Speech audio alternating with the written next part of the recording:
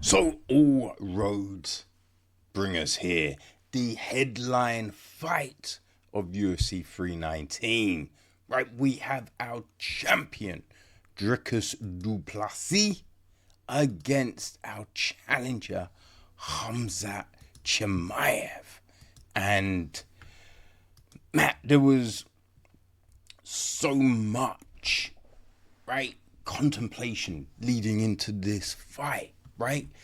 What will Khamzat be like in those later rounds? You know what I mean? How can du Plessis survive the first few rounds, right?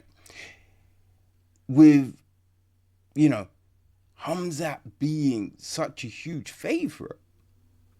How are people underestimating du Plessis? You know what I mean? Like, has Khamzat fought anyone as tough as du Plessis?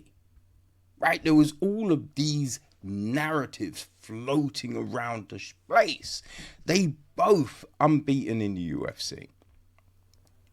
You know what I mean? They both had very similar, fight records. I mean, du Plessis has technically more fights, right? But it's similar. So, we're just like, how is this going to pan out? What we saw Saturday night, I don't think anyone thought it was going to go like that. I don't think anyone thought that was going to happen. You know what I mean? Because Khamzat dominated from jump. And the interesting thing was, because du Plessis, you know what I mean? He was honest leading into this. He was like, yeah, he's going to take me down. But I'm going to get up and then I'm just going to put it on him. Right? So he knew he was going to get taken down.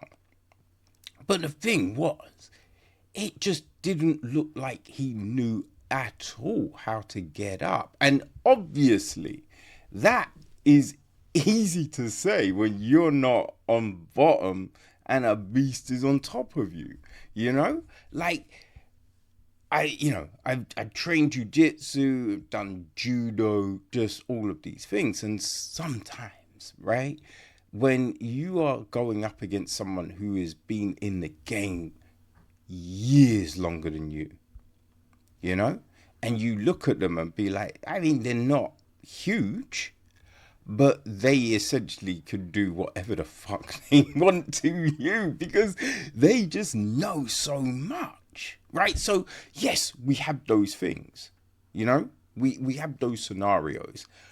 But the big thing being, right, you train, right? And when you look at your skills, right, and you go, okay, I'm a great striker, I'm a great, this, I'm that. The weakness is that you work on that. That's what you would think. And I mean, you can see, like, sometimes it is, there's just levels, right? And you can see someone is making all the right moves, but they just can't bridge that last gap. And du Plessis, he did scramble. He was trying, but he just could not get up. I think in every round, Chimaev had him in a crucifix, which is just bonkers, right? Every fucking round, and he's just putting it on him. Not, they don't look like the biggest shots in the world, but you're still getting punched in the face. You know what I mean? Hey, no thank you.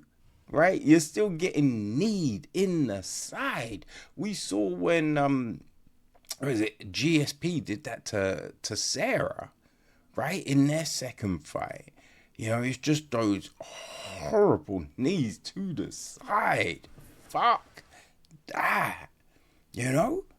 And I think the big thing, there were people booing and all of that, and it was just like, yo, homie is just answering your questions, right? Because that was it. Because everyone leading up to this fight was saying, Khamzat gets tired as the fight goes on, right? Khamzat will not be able to do what he wants come the 4th, 5th rounds. It looked like he could. You know what I mean? So, hey, you motherfuckers complained and said he ain't got it. He showed you he had. So how the fuck are you booing that? Right? You questioned his cardio. You questioned his ability to do something.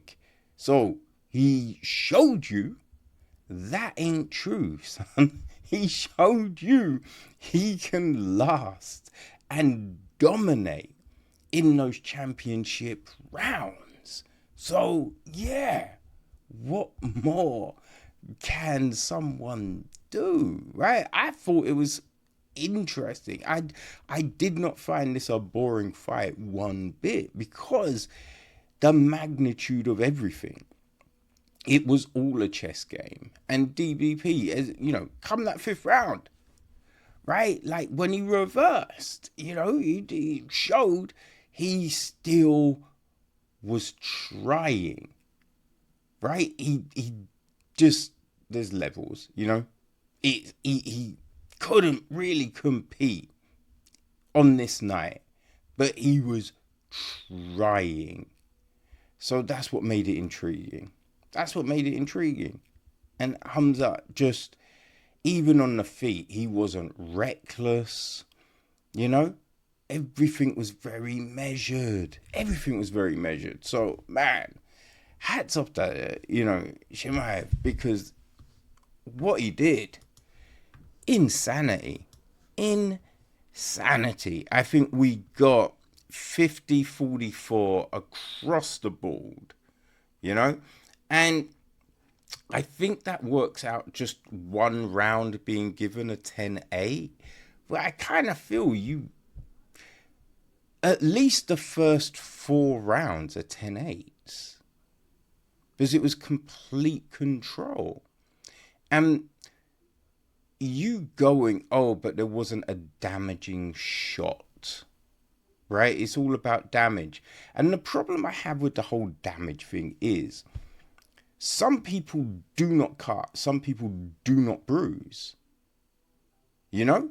Some people, you could just breathe on them and they're bruising. So for you to go, there weren't damaging shots thrown.